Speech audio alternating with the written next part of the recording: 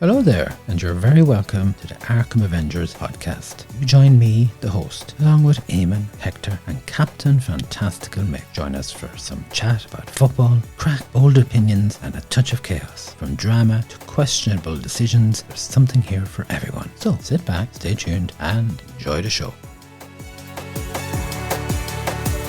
Hello there, and you're very welcome back to the Arkham Avengers podcast. Well, folks, the Premier League is back in force, as is the fantasy football. And after weeks of tinkering, changing players, studying fixtures, looking at pre-season form, changing minds, and then changing them back again, Game Week 1 is done and dusted. And football has once again demonstrated that it has absolutely no interest in cooperating with our fantasy football managers and the plans that they've made. We've had captaincy calls that looked great on a Friday and considerably less clever by Saturday evening. We've had expensive players blank. We've had a few players emerge who may already have fantasy managers reaching for the transfer button. We've also got managers who have started like a train. And we've other managers who are wondering how they're already 30 points behind after 90 minutes of football. And importantly, for this podcast, for this show, we now have our very first Arkham Avengers League table for 2026-27. And there's 14 managers in it. Over the coming weeks, we are going to be taking a look to see what did they get right, what went wrong, what might they have messed up, which players in their teams are interesting, who's looking strong, who's already showing a few warning signs, and what they should be considering for the game weeks ahead.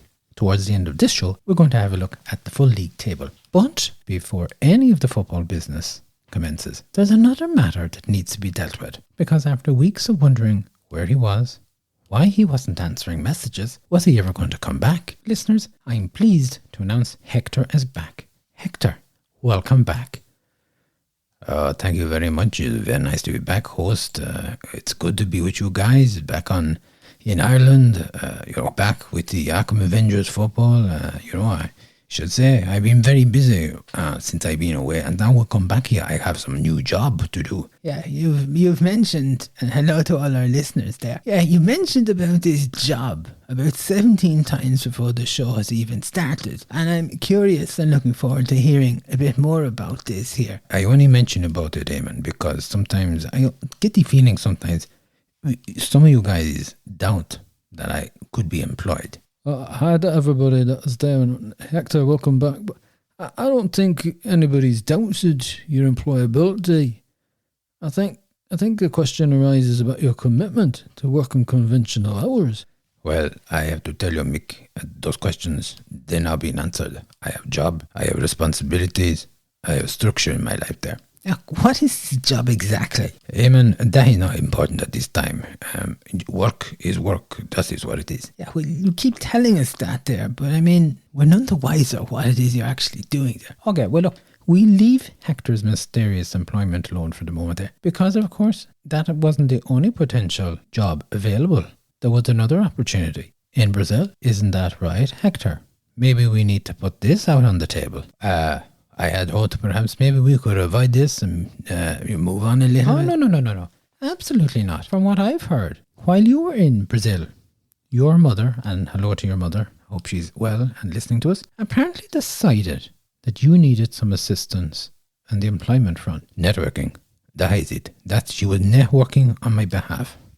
I bet she was networking, all right. I couldn't imagine you networking, Hector, but yes, I could imagine your mother networking there. Well, I've heard a little bit about this here, but, I don't know too much about it, but it actually sounded quite exciting from what I heard at the stand there, because what I heard was, it was a possible position in a local radio station. And, of course, naturally I thought, it's going to be doing something with football, isn't it? Maybe sports reporting. Maybe a bit of commentary. Maybe somebody's heard him here on this podcast. Yeah, except, none of them was the job, or was it, Hector? I think I remember. No, Hector. Let's continue here. The potential opening that your mother found at the Brazilian radio station was in fact a cleaner in the station. So he's not presenting, he's cleaning, did you say? Yes, cleaning the station.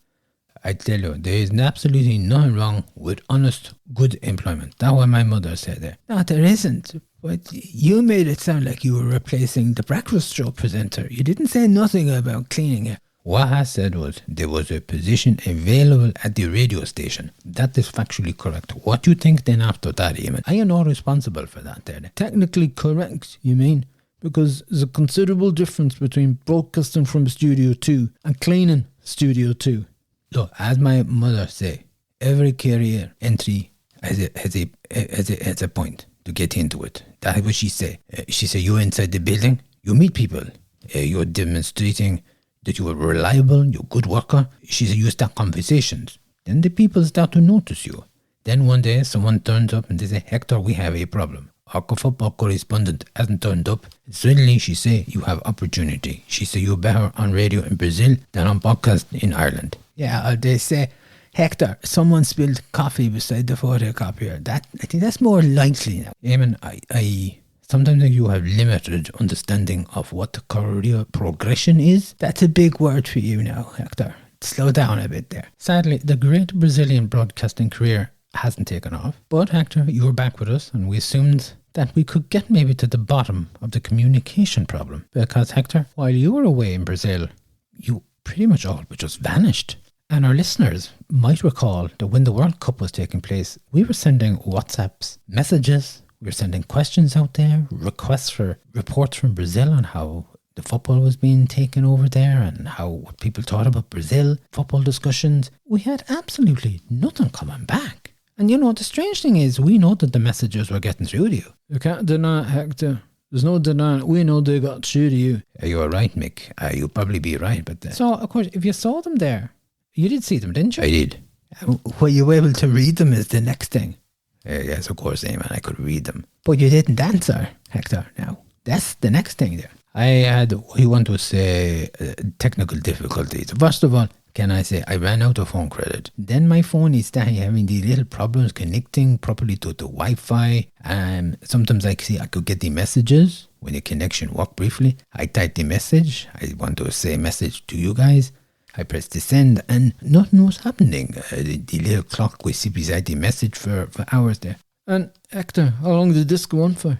Longer than I had hoped. And you couldn't have bought a bit of credit, could you? No, Eamon. I had some financial issues. And you couldn't have borrowed a phone either from anybody? Mick, you know me. I value my independence. I try to fix the problem. You know how I am there. And you couldn't even go to a cafe that had Wi-Fi? Again, Eamon, there was some sort of technical issues. Looking back, perhaps maybe an alternative solution might have existed. And Hector, to all intents and purposes, you thought that you had found the alternative, didn't you? You thought email will sort your problem. Yeah, you know, I like to adapt. Problem solved, that sort of thing there. Yeah, except it wasn't solved because I don't know what you were doing, but we didn't get any of your emails there. No, I'll tell you why. Because, I mean, Hector tells us he was emailing regularly all these reports. And I have to say, we didn't get it. It would be really great to get some of that stuff there. Mick, I tell you, it was brilliant. It was top-notch material. Hector's best. I'm sure it was Hector's best. But you know something, Hector, we didn't receive any of it because you were sending the emails to Arkham Avengers ffpl@gmail.com. That's the show's old email address.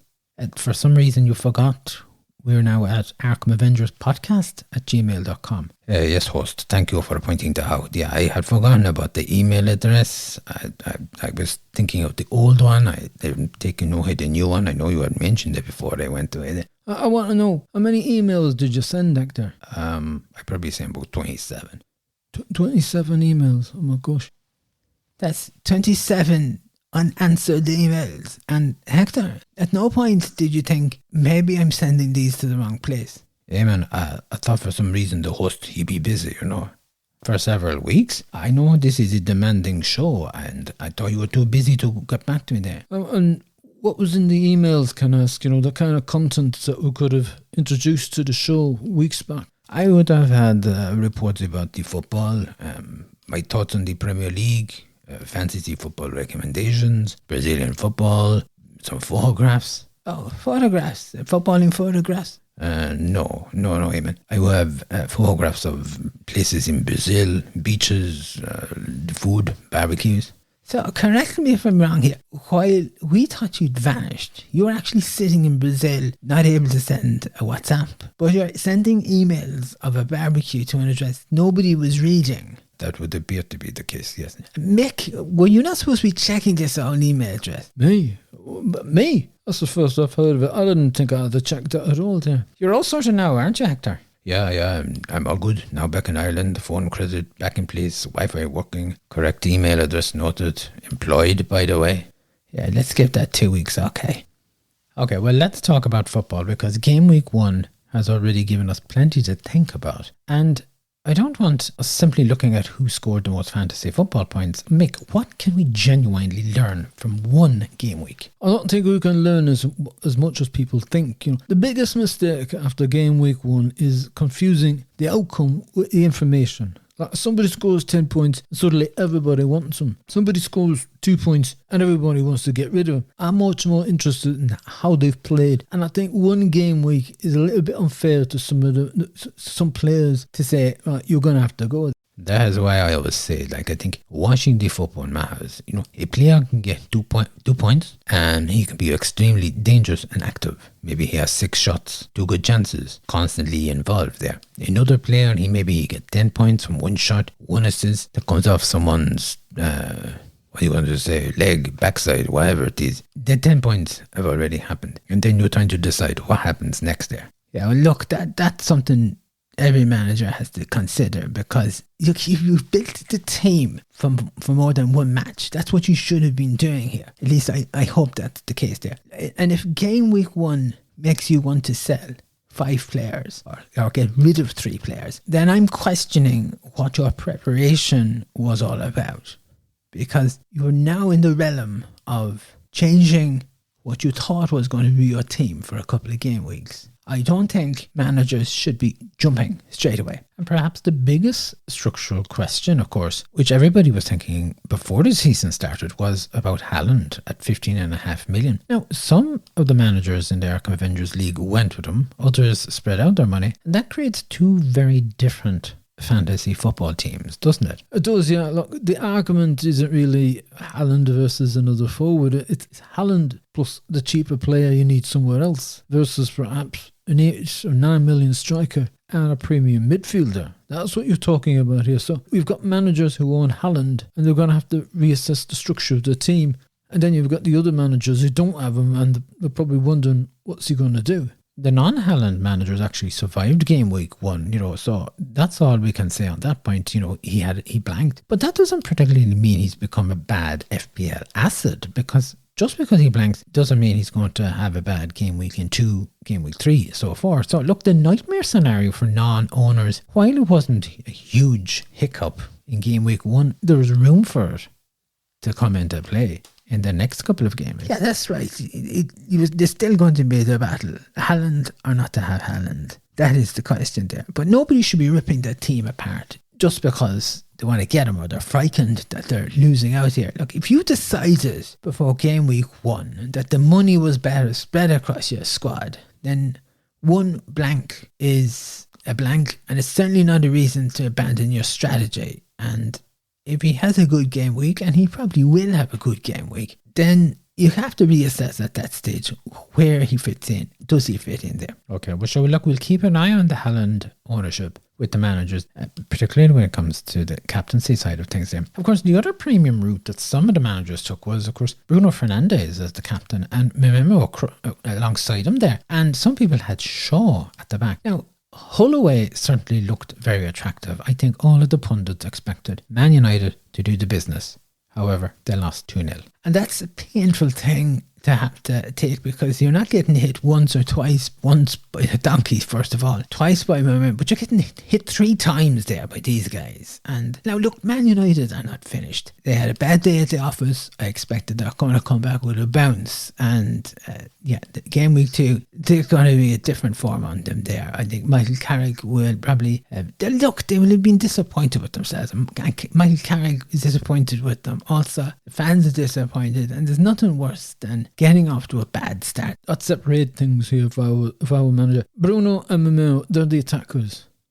They're still strong in those roles. So that justifies having patience with them. Now, Luke Shaw is a different kettle of fish there. I'm not convinced by the United defence. Maybe was there a need to have a third Man United player in there? That's a question. This is, I think, of course, where Game Week 2 is going to become very informative, because one bad performance, that's fine. Two bad performances in favourable circumstances, then maybe you're going to see the picture, you see the pattern of what the players are doing. Give you more information of, is this a player I want in my team? Maybe I have to reconsider. May I put him on the bench for a while? Or maybe he have to go altogether there. So what we're saying here is you'd probably keep Bruno. Remember what say, Shaw's being watched, or he's on the watch list then. And what about a player you'd put in your notebook? Surely Shirky is one of those guys. Yeah, definitely. He's one to watch, but I want to see his minutes, because there's no point owning him if he's only getting 25 minutes every week. Now,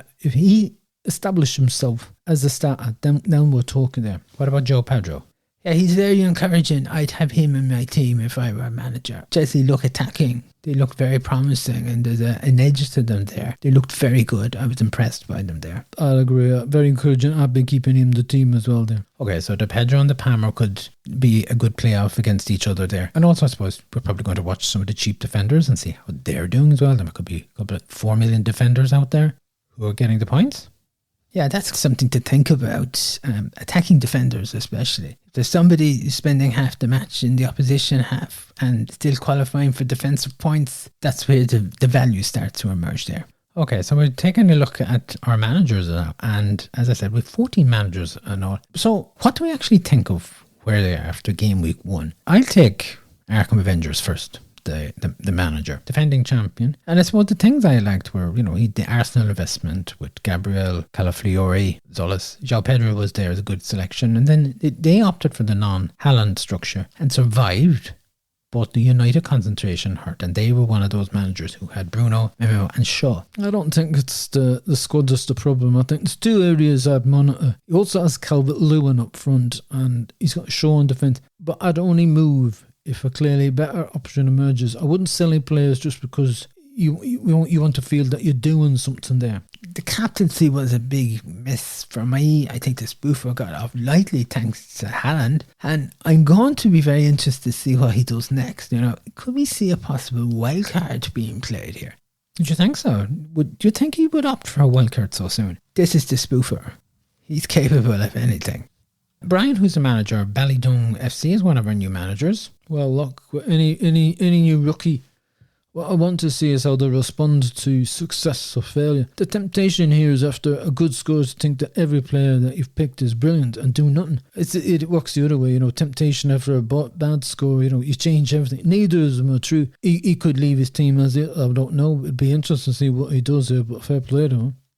But there's also something very nice to be, when you're a new player, new manager, you're liberating about this. This manager, he had no historical grudges against other managers, players, bad memories of captain getting out to a bad start or sent off or, getting red card.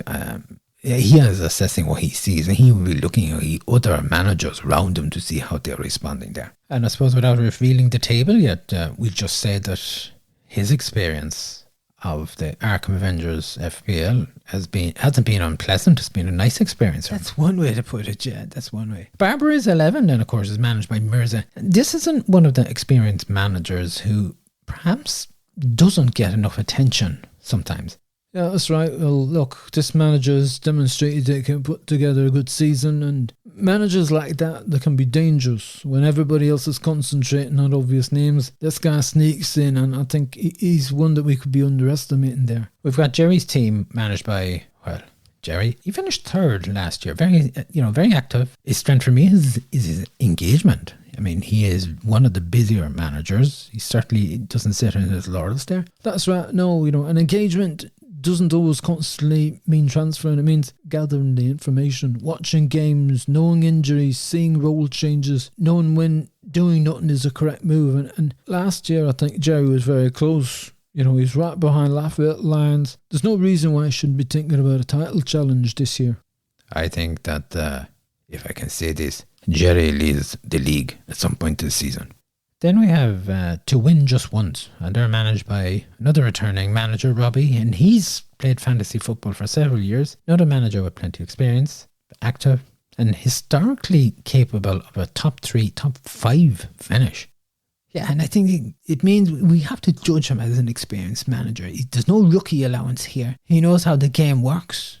He knows what to look for, and he knows when to put the foot down and make a burst for it. But has he got that capability for a full season? That's what I want to see from this manager this time. When I look at the team name, To Win Just Once, I find something pulling off about it. He looked too innocent. I think this manager, he knows what he's doing. I think he's trying to throw people off. He's trying to be psychological to say, oh, you may please me. Oh, please, sir, I'd just like to win just once. But he is very committed to this. I think there's games being played here. Next then we're looking at Raglan Road. Raglan, of course, managed by Owen. And this is another manager with a proven track record as a top half manager. And he's back for more action. I don't think he needs to change much about his overall approach. The question is whether he can find a little more upside to move from that 5th position into being talked about as a title contender there. I think he's going to have to keep an eye on fixture swings and emerging players coming in early. But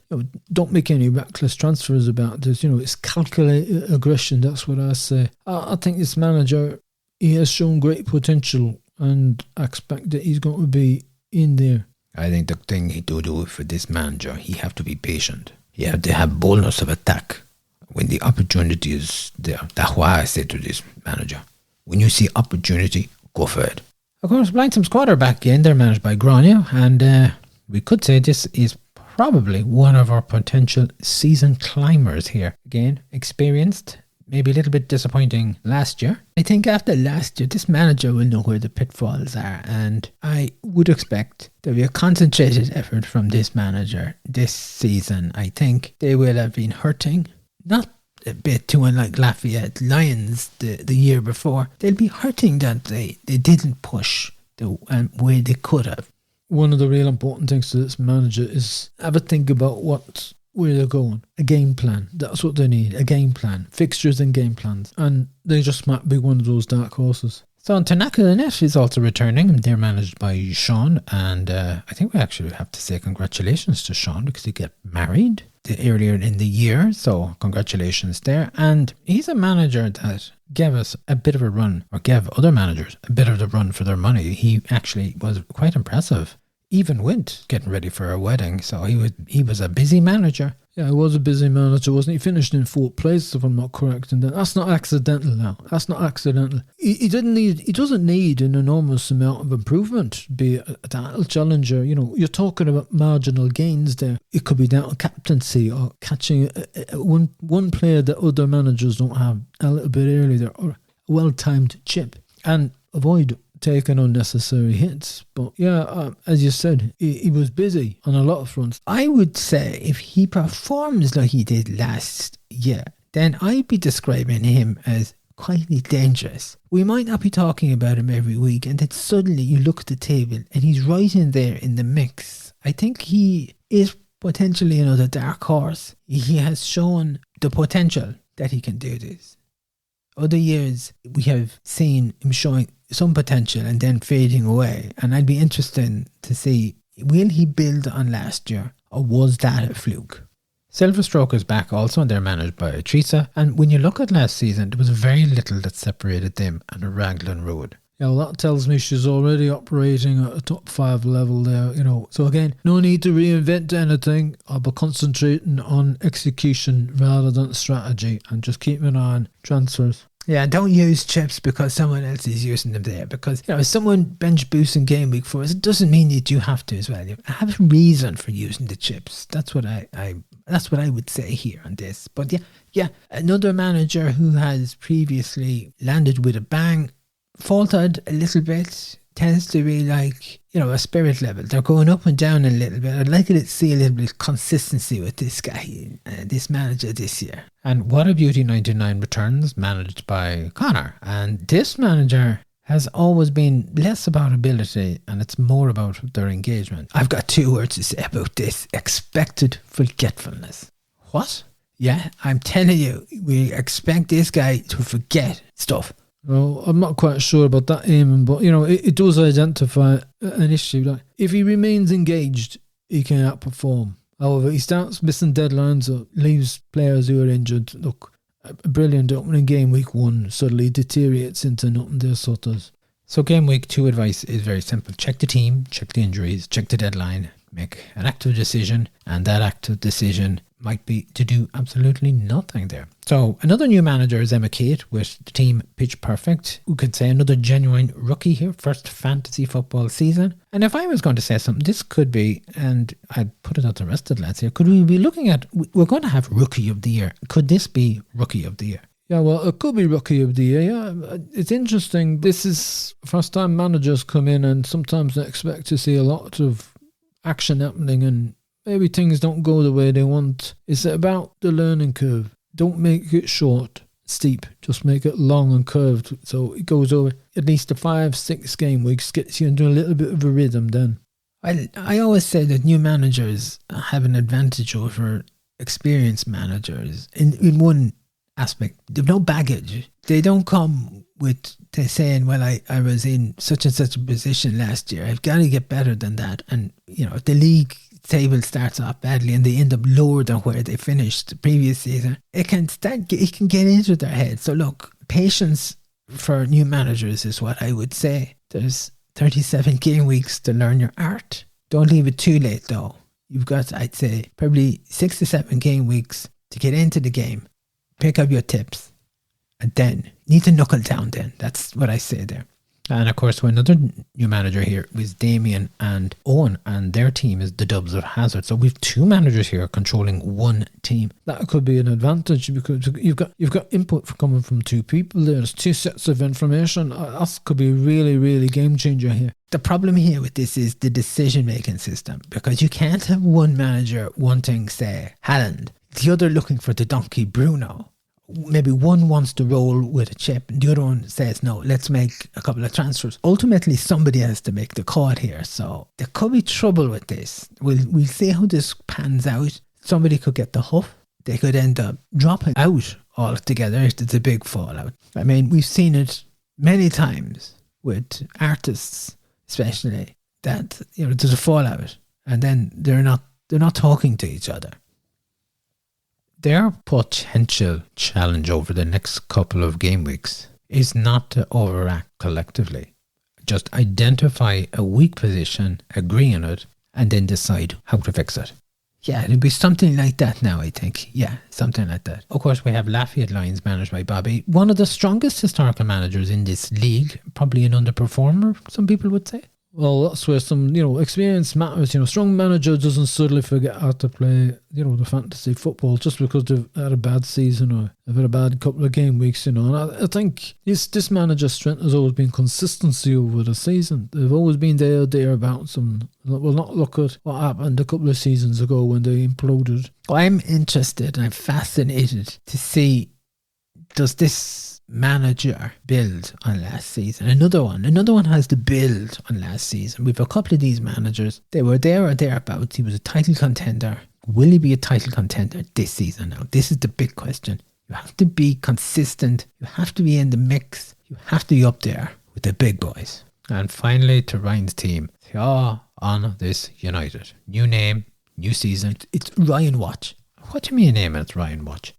I mean, it is Ryan Watch, no more than What a Beauty 99. This guy switches off. I think sometimes he thinks maybe he thinks the fantasy football is autopilot mode, or I don't know what it is, but he's on Ryan Watch for me this season here. I actually want to defend him if I can. I think we think of him of always down near the bottom because of engagement history, and not because we think he is incapable of picking players. That is a fixable thing for him. Absolutely. I think if he stays engaged for the 10 game weeks, we all need to reassess him there. Ryan's strategy doesn't need to be complicated. It's a case of know the deadline, open the app, check the team, pick the captain, repeat. I'm still telling you, Ryan Watch is happening for this year. Okay, yeah, and Ryan Watch is happening on Eamon's course there. Okay, look, we've assessed, or we've had a look and an introduction to all the managers. So after game week 1, we'll take a look and see where the managers are positioned in the league table.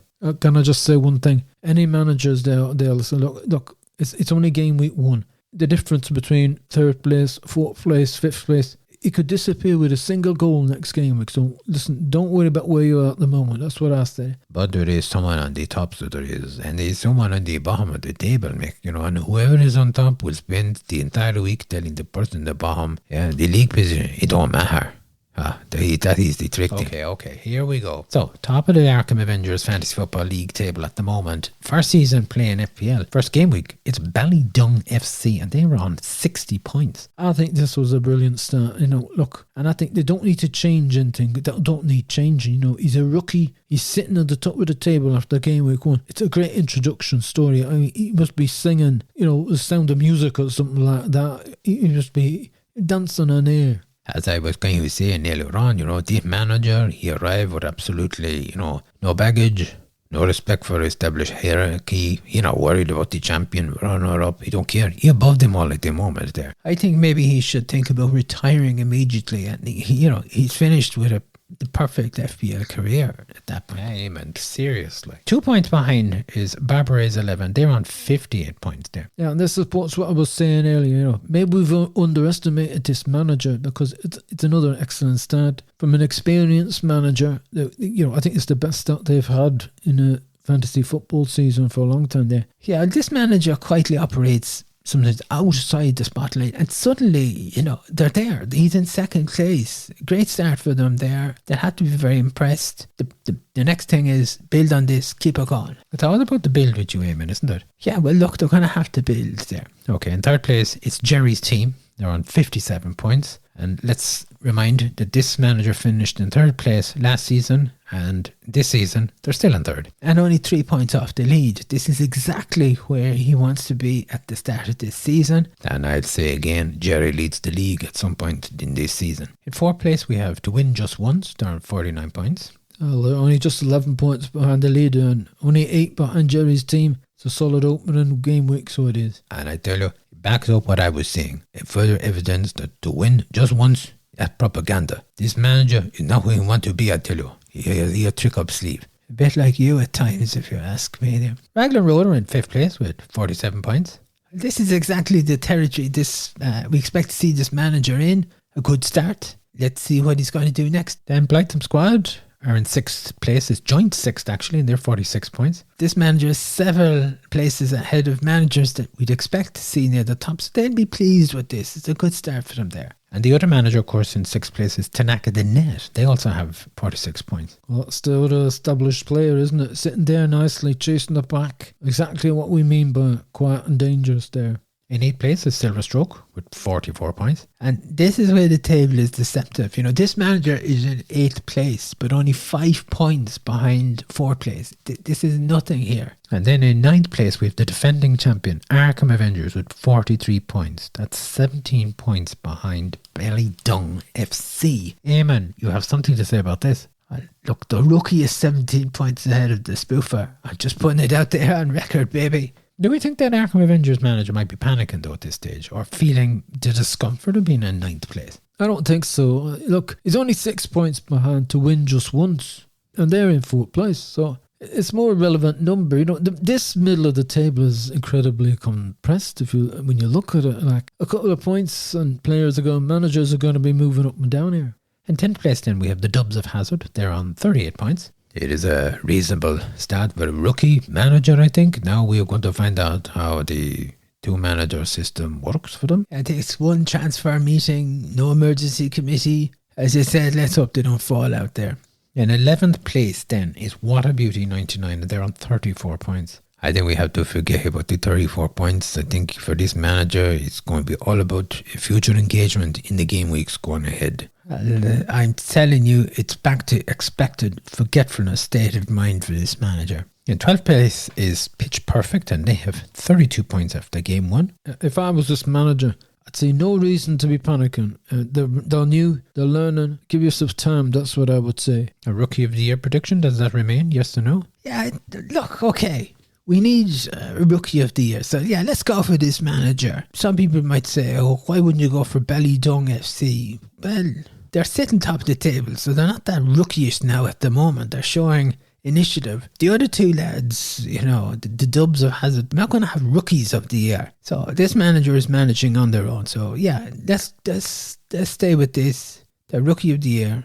Go for it. And now the biggest surprise of all is last year's runner-up. They're sitting joint bottom. It's Lafayette Lions on 30 points. Well, look, it's a perfect example of what one game week means very little. Like, if there's a manager I expect to respond calmly, it's going to be this guy. I think Ballydung FC, they're 30 points ahead of them. Can't we let them enjoy that for a week, you know? That's why we harping on about Lafayette Lions. Oh, they're runner up, they're down there. Let's look at the positive side of things here. That's what I would say. But surely Game Week 2 is going to ask a lot of questions of this manager. No more than the manager of Arkham Avengers. Yeah, we'll ask questions. Well, it's up to them to answer them. Okay, and finally also in joint third place is Thoy on this United with 30 points. 2 words, Ryan Watch. Hey man, seriously. I'm telling you, look, it's time you start watching this guy, because you're going to have to watch and see how active he is, or how active he's not going to be is the question. And I'm not holding out too much hope for this guy. There's Tweedledee and there's Tweedledum. And listeners, for those of you who haven't come across them, it's this guy, Ryan and Connor. They're the Tweedledee and Tweedledum. They come in here with all guns blazing. They put a team together. They're on about how good they're going to be, how active they're going to be. And by game week 4, one of them has fallen asleep. And the other fella can't remember his password to get logged in and change his team. And their team lights up then like a Christmas tree with injuries, suspensions, guys not playing. Maybe a guy is transferred out to another country altogether, to another team. And these guys are still sitting there thinking, all's good in fantasy la la land. So yeah, it's Ryan Watch, this guy. And the other guy is, well, a manager, he's lucky he's not on watch as well. I think, man, if I look at this, why is very interesting between this manager and the manager of Lafayette Lions. They have exactly the same points. Well, that's surprising, isn't it? I mean,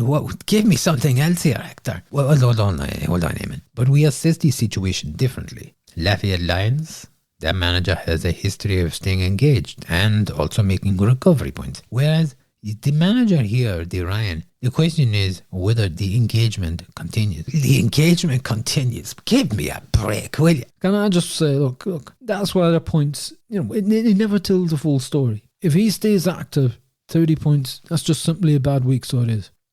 So what does the league table actually tell us, lads? Well, as I said, it's about the middle. 4th place is 49 points, and 9th place is 43 points. That's only 6 points separating the 2 places there. So you could say Arkham Avengers, they're sitting in 9th, but he's effectively one good game week away from being back in the top 4. And boy, like this, the Jerry, with his Jerry's team, they're only 14 points ahead of 9th place. That one successful captaincy call. And I think nobody in the middle group should be making any transfers based on league position at the moment. But I tell you this now, Game Week 2 is going to give us something that we don't have now. It's going to give us movement. Who's going up? Who's going down? Who might use a chip transfer? Will a big player be transferred in or out? Any advice for our managers for Game Week 2? What should they be thinking about? Mick? Don't force any transfers. We now have one match with some information. Game Week 2 is going to give us a little bit more. If a player starts again, occupies the same role, looks dangerous, that's much more stronger evidence there. Unless you've got an injury or suspension or some genuine problem with the team, roll the transfer. That's what I say. Eamon, what are you thinking? I think some managers might look to fix a weak link. However, don't make a transfer because you're annoyed with your team. If your captain blanked, that doesn't mean your defender needs to go. Identify a player whose role, minutes, fixtures genuinely worry you. Then decide about it. But don't take any drastic action just yet unless you're the spoofer. Hector, what about yourself? I think you want to look at the minutes the players play, the penalties, the set pieces, the chances if someone getting the 2 points, they might look dangerous. Don't automatically sell them, Maybe think about the player. You look at the fixtures, what's coming up to them. Okay, so 5 things we're going to be watching in Game Week 2 is 1. Haaland. The owners versus the non-owners battle will continue. 2. Manchester United. Bruno and Mememo possibly to get another opportunity. Shaw is on the watch list. A bit like Ryan. Amen. We're going to have to drop that now, will we? Okay, I'm sorry. Sorry. 3 is the early finds, the like a shirky, minutes permitting, the attacking defenders as well. 4, the rookies. Can Ballydung FC stay top? And how do the managers of Pitch Perfect and the Dubs of Hazard respond to this? And finally, the Arkham Avengers League table, because next week we're going to be able to see the movers and the fallers, and we'll find out the evidence of whether Game Week 1 was a fluke, or is it the beginning of something for some of the managers here. I tell you, this could be a number of flukes in that league table if you ask me there. Okay folks, sure, look, we leave it at that. That's Game Week 1. Nobody's won anything, nobody's lost anything. What matters is what they do next there. And that's where the FPL really matters. We're getting the information there. So look, and managers will interpret it and they take actions on it, and some managers will end up chasing the league, and that's the way it goes. Okay, so on the next show we're going to be looking at the league table and checking out those managers who are rising and falling, the captaincy successes and disasters, transfers that worked and transfers that maybe some managers might regret. Again, thanks to Eamon, Mick, Hector, thanks to you, our listeners, for joining in, and remember to subscribe, tell your friends about us, and if you'd like to get in touch, unlike Hector, you can do so by dropping us a line at arkhamavengerspodcast@gmail.com. Folks, until the next time, mind yourself wherever you are in the world. Have a good day, a good week. Take care. We'll be back. Slán.